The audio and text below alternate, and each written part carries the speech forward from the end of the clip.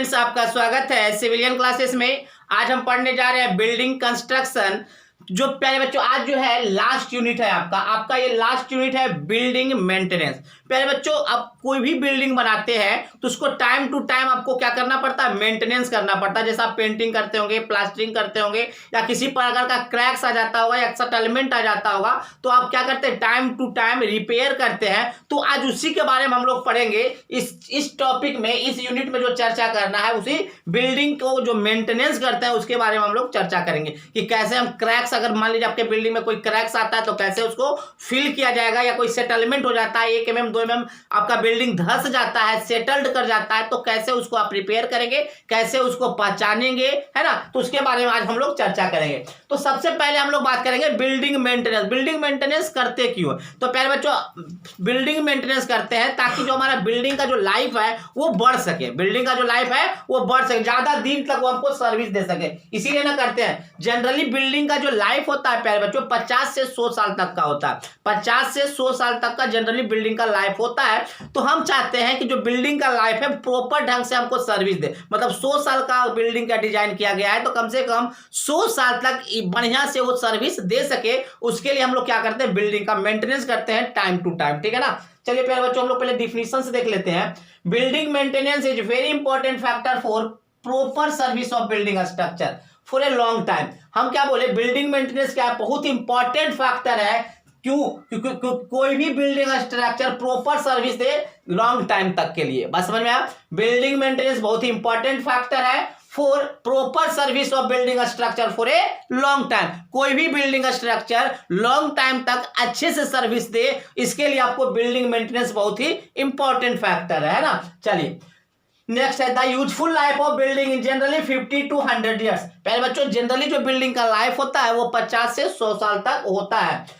But good maintenance and repair can give better and long service span of building. But अगर आप अच्छे से service किए हैं, अच्छे से रिपेयरिंग किए हैं, अच्छे से मेंटेनेंस किए हैं, तो उसका लाइफ बढ़ सकता है। उसका लाइफ स्पैन क्या हो सकता है, long service span of the building. मतलब उसका लाइफ बढ़ सकता है। मतलब 50 साल के लिए डिजाइन किया तो हो सकता है 2-4 साल ज्यादा वो क्या करे, वो बिल्डिंग चल सकता है। बात समझ में आया प्यारे बच्चों? तो ये था बिल्डिंग मेंटेनेंस क्यों क्या होता है। ठीक है ना। अब हम बात करेंगे क्रैक्स के बारे में। तो देखिए प्यारे बच्चों, क्रैक्स क्या है, हर घर में देखिएगा थोड़ा बहुत किसी न किसी जगह पे क्रैक्स आ जाता है। तो एक कॉमन डिफेक्ट है। क्या है आपका? मोस्ट कॉमन डिफेक्ट है ना। तो देखिए प्यारे बच्चों, हम देखते हैं दीज आर द क्रैक्स के बारे में देखते हैं। Cracks, these are the most common structural defect for which timely maintenance is essential. हमने बोला प्यारे बच्चों, क्रैक्स जो है एकदम मोस्ट कॉमन डिफेक्ट है, स्ट्रक्चरल डिफेक्ट है। मतलब किसी भी स्ट्रक्चर में ये मोस्ट कॉमन आ ही जाता है ना। क्रैक्स आपको मोस्ट कॉमन आ ही जाता है, हर स्ट्रक्चर में आ जाता है ना। तो इसके लिए सर जी आपको टाइम टू टाइम मेंटेनेंस करना बहुत ही एसेंशियल है, नेसेसरी है। बात समझ में आया? क्रैक्स को अगर आप दूर करना चाहते हैं तो आपको टाइम टू टाइम मेंटेनेंस करना होगा, ये एसेंशियल है, ये नेसेसरी है। बात समझ में आया? हमने क्या बोला कि आपका जो क्रैक्स है प्यारे बच्चों, ये मोस्ट कॉमन स्ट्रक्चरल डिफेक्ट है, मोस्ट कॉमन स्ट्रक्चरल डिफेक्ट है for which timely maintenance is essential, जिसमें आपको क्या चाहिए, टाइम टू टाइम मेंटेनेंस करने का जरूरत पड़ता है। If cracks are not repaired then it cause damaging the structure. अगर आप क्रैक्स को रिपेयर नहीं करते हैं, अगर आप क्रैक्स को रिपेयर नहीं करते हैं, देन इट कॉज, तो यह कारण बन जाएगा किसका, डैमेजिंग द स्ट्रक्चर। पूरे स्ट्रक्चर को उसके लाइफ स्पैन से पहले ही डैमेज कर देगा। 50 साल चलना था उसको 45 साल में, 40 साल में उसको डैमेज कर देगा। तो यही बात लिखा हुआ है, if cracks are not repaired, अगर आप क्रैक्स को रिपेयर्ड नहीं करते हैं तो क्या हो जाएगा, आपका डैमेज हो जाएगा। कौन? स्ट्रक्चर आपका डैमेज होने के कारण हो जाएंगे। बात समझ में आया? तो अब हम देखेंगे प्यारे बच्चों, नेक्स्ट हेडिंग है आपका कॉजेज ऑफ क्रैक्स। क्रैक्स के क्या क्या कारण है उसके बारे में हम लोग चर्चा करेंगे। क्रैक्स के क्या क्या कारण है, तो आप देखिए प्यारे बच्चों, हमने क्या लिखा, फॉलोइंग कॉज फॉर क्रैक्स। बहुत सारे कारण है क्रैक्स के, वो हम लोग देखते हैं। तो पहला है unsoundness of cement is the most common cause of cracks. प्यारे बच्चों, अगर आप वैसे सीमेंट से आप अपना स्ट्रक्चर बनाए हैं जो अनसाउंड था, अनसाउंड तो आपको समझ में आता होगा प्यारे बच्चों, अगर लाइम एंड मैग्नीशिया का अमाउंट अगर आपके सीमेंट में ज्यादा हो, कंक्रीट में पढ़े होंगे, कंक्रीट में जो चैप्टर था सीमेंट, उसमें आपको बताया गया होगा अनसाउंडनेस का मतलब। अगर आपके सीमेंट में लाइम एंड मैग्नीशिया का अमाउंट ज्यादा होगा तो वह सीमेंट अनसाउंड हो जाएगा। क्या हो जाएगा? अनसाउंड हो जाएगा। अनसाउंड का मतलब क्या होता है, एक्सपेंशन ज्यादा होगा, और एक्सपेंशन होगा तो क्रैक्स हो जाएंगे, है ना। तो प्यारे बच्चों यही बात लिखा हुआ, अगर आप अनसाउंड सीमेंट को यूज कर रहे हैं बिल्डिंग कंस्ट्रक्शन में तो वो क्रैक्स के कारण बन जाएंगे। तो पहला कारण क्या है, unsoundness of cement is the most common cause of cracks. Very common cause है कौन, अनसाउंडनेस ऑफ सीमेंट, ठीक है ना। दूसरा, continuous vertical joint in the masonry. अगर आपके मैसोनरी में या दीवार में बार बार ज्वाइंट्स है, मतलब बार बार ज्वाइंट है, कंटिन्यूअस ज्वाइंट है, तो आपका वो भी आपका क्रैक्स होने के चांसेस होगा। तो देखिएगा प्यारे बच्चों, कॉर्नर, बिल्डिंग के कॉर्नर के पास पक्का क्रैक्स आ जाते हैं। क्यों, क्योंकि वहां पे ज्वाइंट्स है, और ज्वाइंट जितने ज्यादा रहेगा, ज्वाइंट जितना ज्यादा रहेगा उतना ज्यादा क्रैक्स आने के चांसेस होता है। तो दूसरा कारण क्या है, continuous vertical joint in the masonry. Masonry में लगातार जो वर्टिकल ज्वाइंट्स होते हैं वो भी कारण होते हैं क्रैक्स के। अगर आप चाहते हैं कि क्रैक्स कम से कम डेवलप हो तो प्यारे बच्चों अपने स्ट्रक्चरल में, अपने स्ट्रक्चर में कम से कम ज्वाइंट का फॉर्मेशन होने दीजिए, कम से कम ज्वाइंट का बनने के लिए होना चाहिए, कम से कम ज्वाइंट बनना चाहिए, ठीक है ना। Next, week lintel. लिंटेल किसको कहते हैं प्यारे बच्चों, आप लोग पढ़ चुके हो। लिंटेल का मतलब होता है डोर या विंडो के ऊपर जो पहला बीम जाता है, डोर एंड विंडो के ऊपर जो पहला बीम जाता है। आप देखिएगा हर घर में डोर और विंडो के ऊपर जस्ट डोर के ऊपर एक जो पहला बीम जाता है उसको हम लिंटेल कहते हैं। अगर आपका लिंटेल कमजोर है तो भी क्रैक्स आ जाएगा सर जी, बात समझ में आया। अगर आपका लिंटेल कमजोर है तो भी आपके बिल्डिंग में, स्ट्रक्चर में क्रैक्स आने के चांसेस होंगे। Next, uneven settlement of foundation. अगर आपके फाउंडेशन का अनइवन सेटलमेंट, प्यारे बच्चों अनइवन का सेटलमेंट कहने का मतलब क्या है कि कोई कॉर्नर 2 mm से नीचे जा रहा है और कोई कॉर्नर 3 mm से नीचे जा रहा है, इसका मतलब अनइवन सेटलमेंट हो गया तो भी क्रैक्स आने के चांसेस बढ़ जाएंगे। बात समझ में आया प्यारे बच्चों। नेक्स्ट आपका है इम्प्रॉपर कॉम्पैक्शन ऑफ कंक्रीट। अगर आप कंक्रीट का सही से कॉम्पैक्शन नहीं किए हैं, अगर आप कंक्रीट का कॉम्पैक्शन सही तरीके से नहीं किए हैं और वैसे ही आप स्ट्रक्चर में यूज कर लिए हैं तो वो भी कंक्रीट, मतलब विदाउट कॉम्पैक्शन वाला कंक्रीट आपको क्रैक्स ला देगा। क्या ला देगा, क्रैक्स ला देगा, ठीक है ना। Next, insufficient curing. प्यारे बच्चों जितना दिन तक पानी पटाना चाहिए स्ट्रक्चर में, जितना दिन तक क्यूरिंग करना चाहिए, अगर आप उतने दिन तक क्यूरिंग नहीं किए हैं तो भी आपके स्ट्रक्चर में कॉज मतलब क्रैक्स आने के चांसेस बढ़ जाएंगे, ठीक है ना। नेक्स्ट आपका है फॉल्टी डिजाइन। प्यारे बच्चों जो आपका डिजाइन जो इंजीनियर बनाया है स्ट्रक्चर बनाने के लिए, जो डिजाइन आपका इंजीनियर बनाया, अगर वो डिजाइन में भी कुछ गड़बड़ी है, अगर डिजाइन सही तरीके से इंजीनियर नहीं किया है तो भी आपके बिल्डिंग में, आपके स्ट्रक्चर में क्रैक्स आने के चांसेस बढ़ जाएंगे। नेक्स्ट है प्यारे बच्चों use of low quality material. अगर आप लो क्वालिटी के मटेरियल यूज करके आप अपना स्ट्रक्चर बनाए, मतलब खराब सीमेंट, खराब एग्रीगेट, खराब सैंड, ये सब यूज करके, या रेनफोर्समेंट जो छड़ होता है वो भी अगर आप खराब यूज किए हैं, तो अगर लो क्वालिटी के मटेरियल अगर आप यूज किए हैं कंस्ट्रक्शन में तो भी आपके क्रैक्स आने के चांसेस बढ़ जाते हैं, ठीक है प्यारे बच्चों। तो ये हमने बताया बिल्डिंग मेंटेनेंस के बारे में, फिर हमने बताया क्रैक्स क्या होता है, कॉमन डिफेक्ट होता है किसी भी स्ट्रक्चरल डिफेक्ट में, फिर उसके क्या कारण है, कॉज बताया हमने, ठीक है प्यारे बच्चों। तो चलिए पहले आप इसको नोट डाउन कर लीजिए।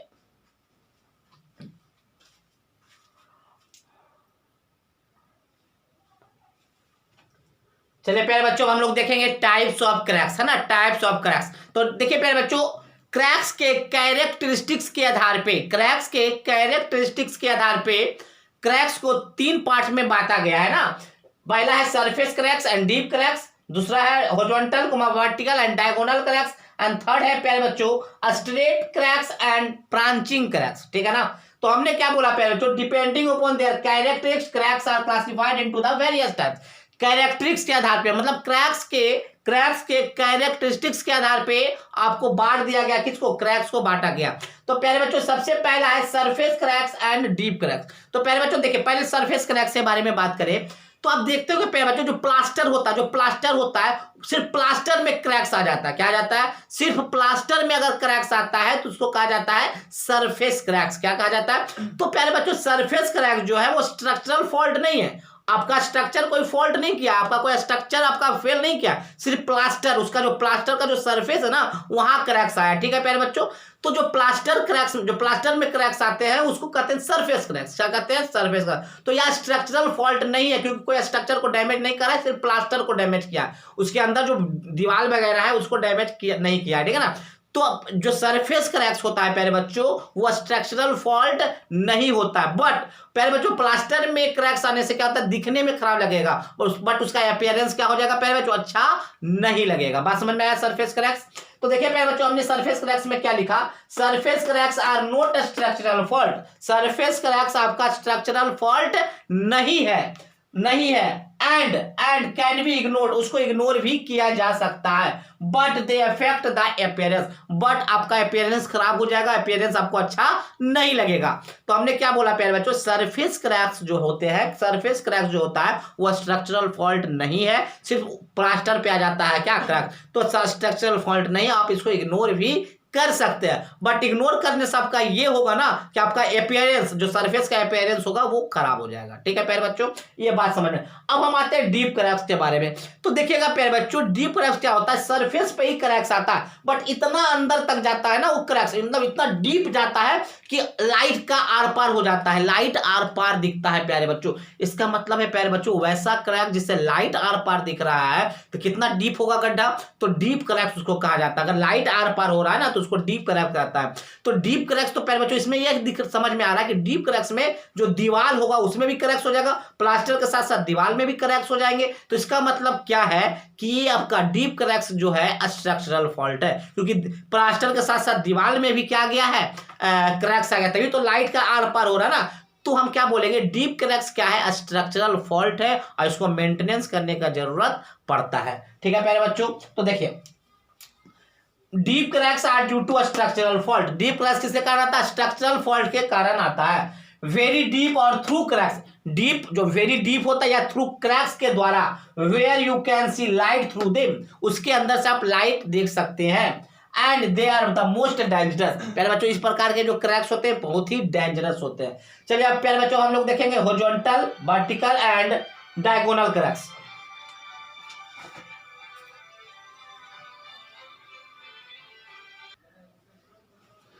चलिए प्यारे बच्चों, है horizontal, vertical and diagonal cracks, इसको समझते हैं प्यारे बच्चों।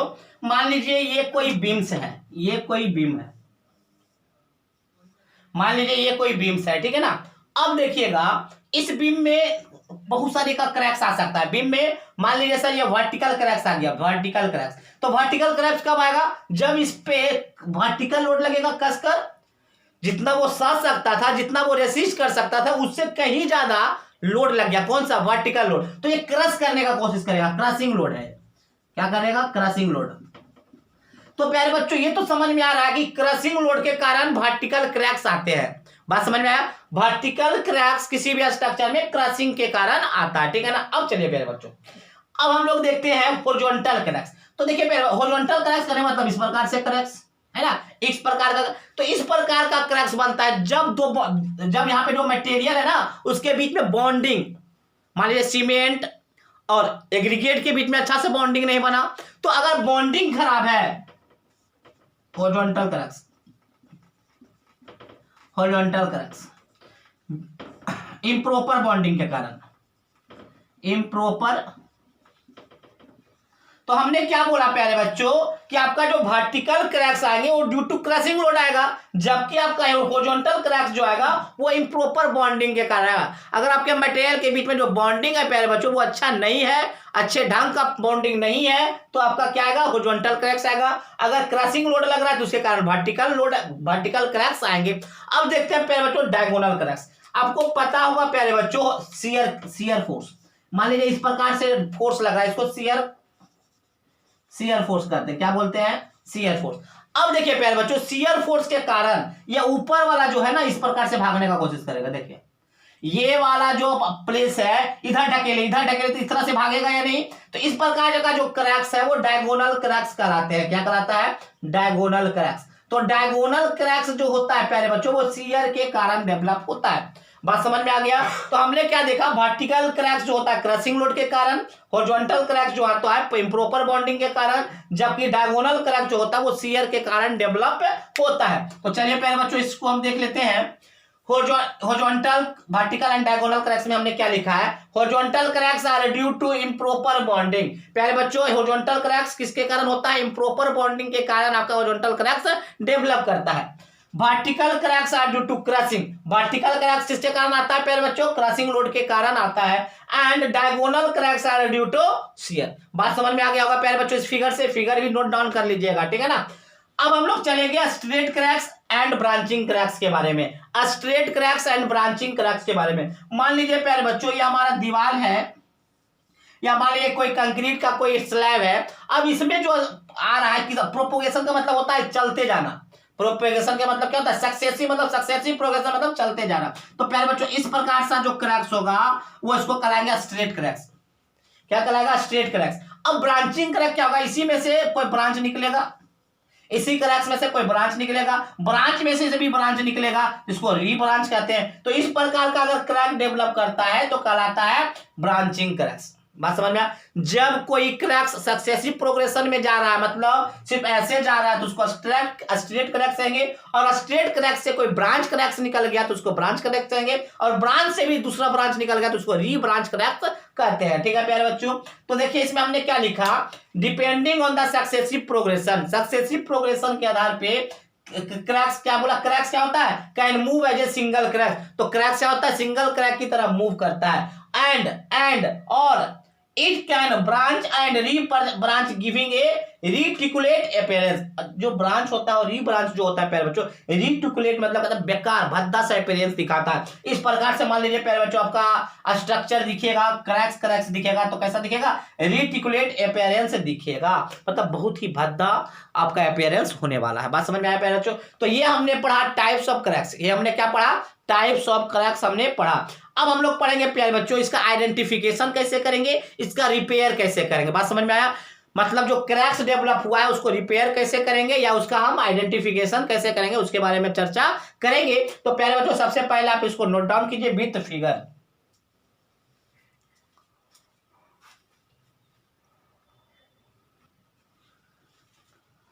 पहले बच्चों हम लोग देखेंगे identification of repair bugs, identification and repair of cracks. Identification and repair of cracks. पहले बच्चों जब आप आइडेंटिफाई कर चुके हैं कि आपका टाइप्स ऑफ क्रैक्स कौन सा है, मतलब क्रैक्स के टाइप्स कौन से हैं, तो उसके बाद आपको रिपेयर वर्क स्टार्ट करना होगा।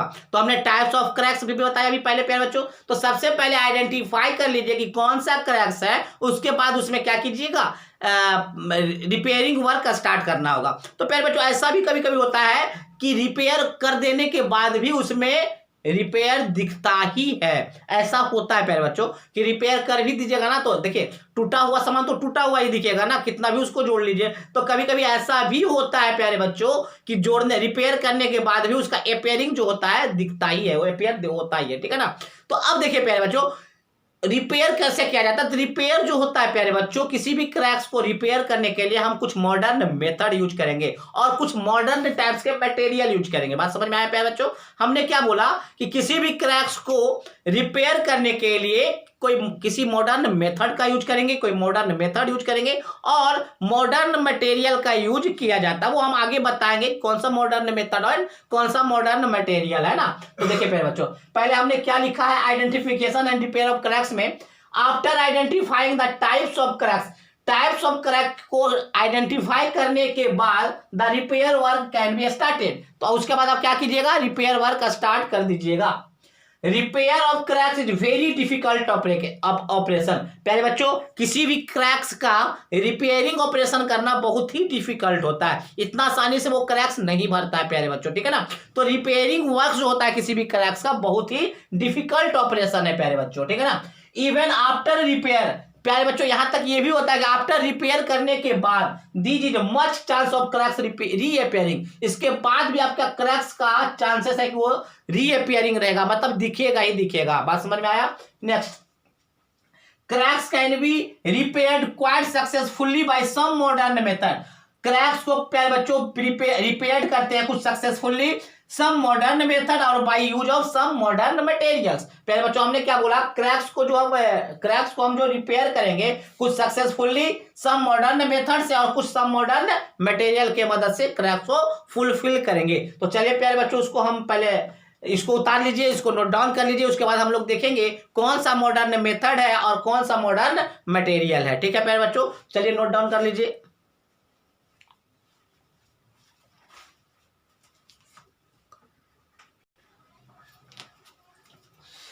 तो प्यारे बच्चों हमने बताया था क्रैक्स को रिपेयर करने के लिए कुछ एडवांस मेथड या कुछ मॉडर्न मेथड यूज करेंगे और कुछ मॉडर्न मटेरियल्स यूज करके हम क्रैक्स को रिपेयर करते हैं। तो प्यारे बच्चों सबसे पहले हम कुछ मॉडर्न मेथड के बारे में बात करते हैं। उस मॉडर्न मेथड में आता है गनेटिंग। पहला है गनेटिंग, तो सबसे पहले हम लोग बात करेंगे गनेटिंग के बारे में।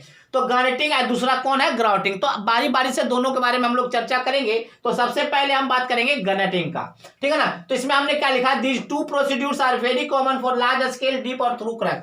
जो लार्ज और मतलब डीप क्रैक्स है उसके लिए सबसे इंपॉर्टेंट जो मेथड्स है प्यारे बच्चों गनेटिंग एंड ग्राउटिंग है, ठीक है ना। तो सबसे पहले हम बात करेंगे गनेटिंग का। तो देखिए प्यारे बच्चों इसमें हम क्या करते हैं, हाई वर्केबल कंक्रीट पहले तैयार कर लेते हैं। हाई वर्केबल कंक्रीट तो समझ होगा ना, हाई वर्केबल कंक्रीट को हमने सबसे पहले तैयार कर लिया। सबसे पहले हाई वर्केबल कंक्रीट, प्यारे बच्चों हाई वर्केबल कंक्रीट तो आप समझ रहे होंगे जिसमें पानी का अमाउंट ज्यादा होगा, पानी का अमाउंट जिसमें ज्यादा होगा उसको क्या कहेंगे, हाई वर्केबल कंक्रीट कहा जाता है ना। तो देखिए प्यारे बच्चों सबसे पहले हम हाई वर्केबल कंक्रीट को रेडी करेंगे। फिर उसके बाद क्या करेंगे, हमारे पास एक पाइप होता है, इसमें नोजल लगा हुआ होता है। क्या, नोजल। नोजल इसको गन भी कहते हैं प्यारे बच्चों, क्या कहते हैं नोजल को यहाँ पे, गन।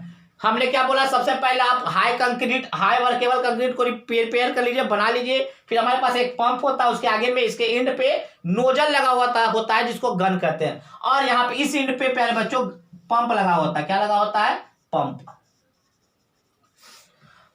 तो पहले हम क्या करते हैं प्यारे बच्चों, इस पंप के सहारे से कंक्रीट अंदर पाइप में डालते हैं और ये पंप प्रेशर लगाता है और वो प्रेशर नोजल के द्वारा निकलता है तो वेरी हाई स्पीड में जाता है प्यारे बच्चों। जो कंक्रीट जाता है वो वेरी हाई स्पीड में जाता है और क्रैक्स के अंदर चला जाता है, क्रैक्स के अंदर, ताकि वो जितना भी ज्यादा डीप क्रैक्स हो उसको भर सके। बात समझ में आया प्यारे बच्चों। हमने क्या बोला, सबसे पहले हाई वर्केबल कंक्रीट को हमने तैयार किया, फिर उसको इस पाइप्स के अंदर डाला और आगे नोजल लगा हुआ, नोजल करेगा एकदम हाई स्पीड में जाने के लिए मदद करेगा ये नोजल। और पंप के सहारे से प्रेशर डालेंगे, प्रेशर जैसे डालेंगे तो इसमें जो कंक्रीट है नोजल के सहारे हाई स्पीड से क्रैक्स में जाकर फिल हो जाएगा। बात समझ में आया प्यारे बच्चों। तो चलिए हम इसको देखते हैं गनेटिंग के बारे में। तो देखिए प्यारे बच्चों ये मेरा दोस्त लिखा है प्यारे बच्चों, तो आपको समझ में आ रहा होगा, ठीक है ना। थोड़ा सा कर्सिव राइटिंग है। चलिए अब हम देखते हैं ग्रेटिंग के बारे में। It means throwing mixed concrete. Grating का मतलब क्या होता है, throwing mixed concrete with force on the cracks with the help of concrete pump and A concrete gun. प्यारे बच्चों हम क्या करेंगे, concrete pump and concrete gun के मदद से, concrete pump and concrete gun के मदद से क्या करेंगे, कंक्रीट को क्रैक्स में विथ फोर्स क्या करेंगे, भेजेंगे। बात समझ में आ गया। हमने क्या बोला, concrete gun and concrete pump के मदद से क्रैक्स में विथ फोर्स कंक्रीट को भेजेंगे। बात समझ में आया। यही प्रोसेस क्या कहलाता है, गनेटिंग कहलाता है। तो देखिए प्यारे बच्चों हमने क्या लिखा है, guniting means throwing mixed concrete with the force on the cracks. Force के साथ क्रैक्स में भेजेंगे, थ्रो करेंगे with the help of concrete pump and concrete gun. बात समझ में आ गया प्यारे बच्चों। Next, concrete of high workability is pumped. हमने क्या बोला प्यारे बच्चों, जो कंक्रीट बनाएंगे हाई वर्केबिलिटी का बनाएंगे, तो concrete of high workability is pumped under pressure by a special concrete pump. जो स्पेशल कंक्रीट पंप होता है प्यारे बच्चों, इसके द्वारा इसमें हम डाल देते हैं, इस पंप में डाल देते हैं। Next, this concrete is pumped through pipe. इसमें जो पंप होता है पाइप के थ्रू, इसमें भी जो पाइप में जाता है प्यारे बच्चों, पंप के सहारे जाता है ना। At the end which there a steel nozzle also known as gun, and उसके एंड पे नोजल लगा हुआ होता है जिसको हम गन कहते हैं, ठीक है ना। These through the concrete on the surface to be repaired with such a force that concrete sticks to the surface। पहले बच्चों इतना फोर्स से डालते हैं ना, कंक्रीट को इतना फोर्स से डालते हैं कि जाकर सरफेस में स्टिक कर जाता है। क्या कर जाता है, स्टिक करने का मतलब होता है कि जाकर सरफेस में सट जाता है, ठीक है प्यारे बच्चों। This method is known common used in, यहां पे यूज लिख लीजिएगा प्यारे बच्चों। This method is common used in large concrete work. जो लार्ज कंक्रीट वर्क होता है ना उसमें हम लोग इस मेथड का यूज करते हैं, जहां पे ज्यादा गड्ढा हो गया है ना, तो लार्ज कंक्रीट वर्क में हम इसका यूज करते हैं। इन टनल में भी इसका यूज करते हैं प्यारे बच्चों। In tunnel the cracks in the rocks are repaired with this method.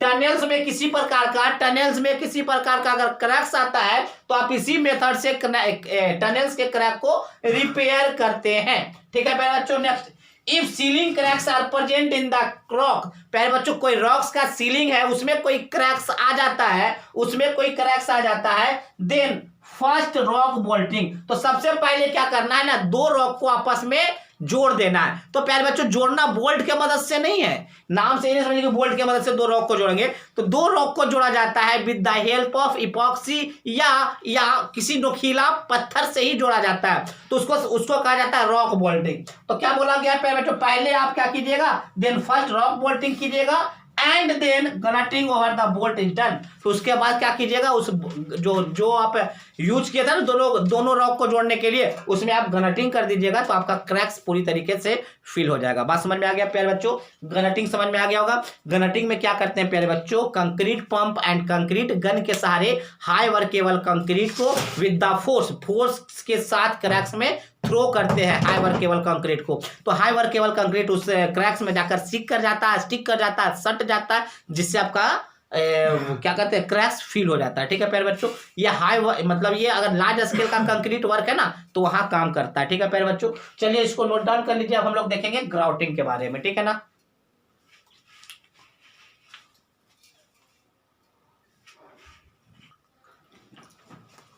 चलिए प्यारे बच्चों हम लोग देखेंगे ग्राउटिंग, है ना। तो ग्राउटिंग को समझने के लिए सबसे पहले आप ग्राउट समझ लीजिए, है ना। ग्राउट, तो ग्राउट क्या है, मिक्सचर है, किसका है, एक मिक्सचर है, किसका, सीमेंट सैंड वाटर या कोई केमिकल्स होंगे, है ना। सीमेंट सैंड वाटर का मिक्सचर है। प्यारे बच्चों याद रखिएगा, ग्रटिंग में क्या हो रहा था, कंक्रीट यूज कर रहे थे, क्रैक्स को भरने के लिए हम लोग कंक्रीट यूज कर रहे थे, जबकि यहाँ पे मोटार टाइप का मटेरियल यूज हो रहा है। प्यारे बच्चों यहाँ पे क्या हो रहा है, मोटार मतलब सीमेंट सैंड वाटर और केमिकल्स के मिक्सर यूज हो रहे हैं, ठीक है ना। तो इस मिक्सर को यहाँ पे ग्रॉट कहा जाता है। ग्रॉट इसलिए कि इसमें केमिकल्स डाले जा रहे हैं, ठीक है ना। ऐसे सीमेंट सैंड और वाटर होते तो इसको सिर्फ मोटार कहते, बट केमिकल्स डालने की वजह से इसको ग्राउट कर रहा है, ठीक है ना। अब क्या करेंगे प्यारे बच्चों, इसी ग्राउट को यूज करेंगे क्रैक्स को फिल करने में with the help of nozzles and pressure. Pressure के मदद से हम क्रैक्स में डालेंगे और वो क्या हो जाएगा, आपका फिल हो जाएगा। अब देखिए प्यारे बच्चों, केमिकल्स जो होता है बहुत तरीके का केमिकल्स यूज करते हैं, जैसे कि आप बोल सकते हैं प्यारे बच्चों बेंटोनाइट होता है, या बेंटोनाइट का सीमेंट की जगह पे और क्या क्या डाल सकता है, सीमेंट भी डाला जा सकता है।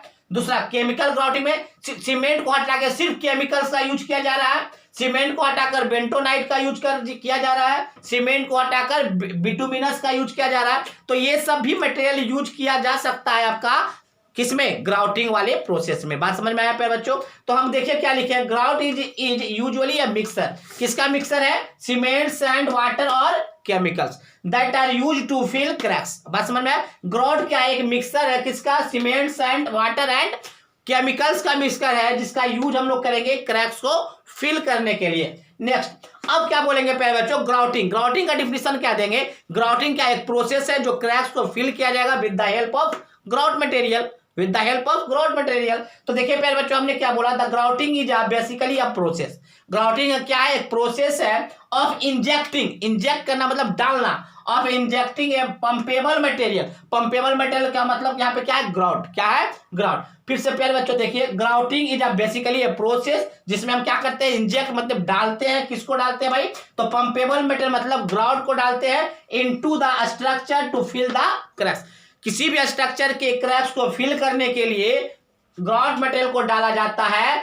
इंजेक्टिंग करने का मतलब क्या होता है ना प्यारे बच्चों, बहुत ही हाई प्रेशर के मदद से जाता है, बहुत ही प्रेशर के इंजेक्शन तो देखेगा ना, एक बार प्रेशर डालता है टोटल उसका जो दवाई मेडिसिन होता है वो आपके शरीर के अंदर, है ना। तो प्यारे बच्चों इंजेक्टिंग करने का मतलब होता है डालना विद द प्रेशर, ठीक है ना। Next many different types of material use for grouting. पहले बच्चों ग्राउटिंग में और भी हम बहुत सारे मटेरियल यूज करते हैं। सीमेंट अगर यूज कर रहे हैं तो उसको सीमेंट ग्राउटिंग कहते हैं। सीमेंट के जगह पे अगर कोई केमिकल्स खासकर यूज करें तो केमिकल ग्राउटिंग कहते हैं। सीमेंट के जगह पे आप बेंटोनाइट यूज करते हैं तो बेंटोनाइट ग्राउटिंग कहते हैं। और सीमेंट के जगह पे अगर बिटुमिनस का यूज कर रहे हैं तो बिटुमिनस ग्राउटिंग कहा जाता है। तो बात समझ में आया प्यारे बच्चों। तो ये दो मॉडर्न मेथड थे आपके क्रैक्स को फिल करने के लिए, जिसका नाम था ग्रटिंग और दूसरा नाम था ग्राउटिंग। अब हम देखेंगे प्यारे बच्चों कुछ मॉडर्न क्या कहते हैं, कुछ मॉडर्न मटेरियल का। मॉडर्न मटेरियल में हम लोग देखेंगे प्यारे बच्चों इपॉक्सी रेजिन। क्या देखेंगे, इपॉक्सी रेजिन, ठीक है ना प्यारे बच्चों। इपॉक्सी रेजिन के बारे में हम लोग देखेंगे। तो चलिए पहले आप इसको नोट डाउन कीजिए।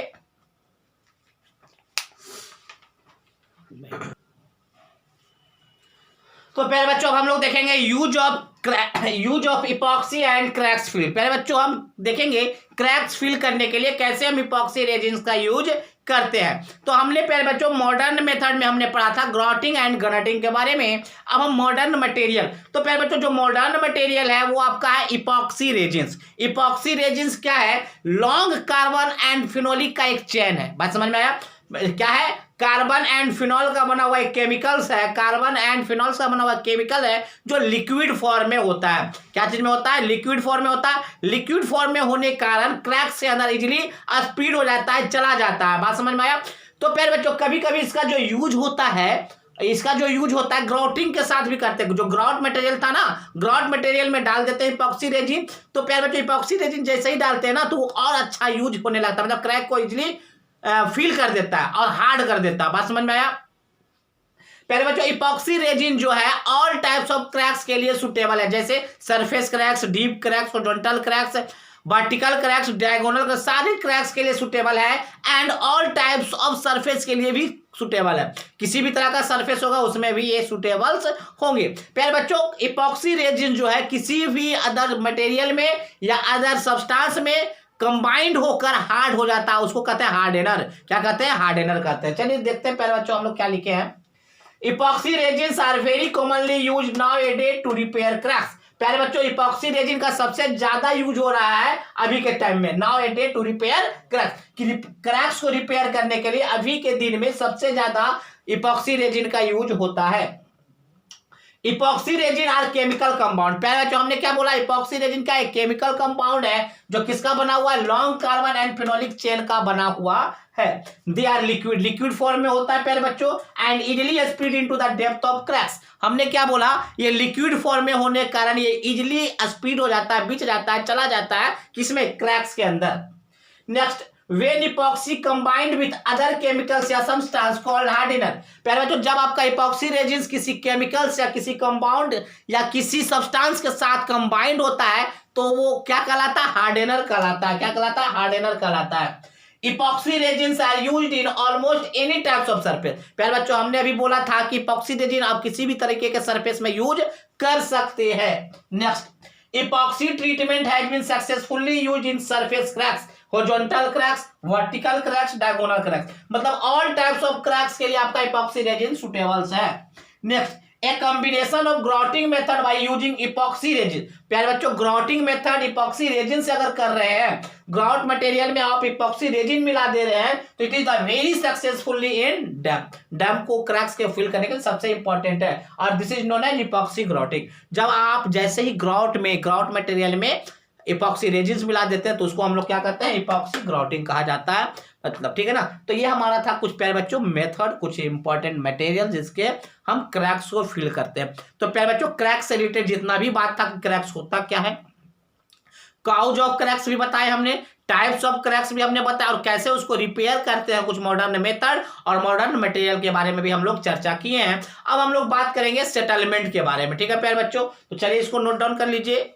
आज के लिए बस इतना ही, अगले क्लास में हम लोग सेटलमेंट टॉपिक से मिलेंगे।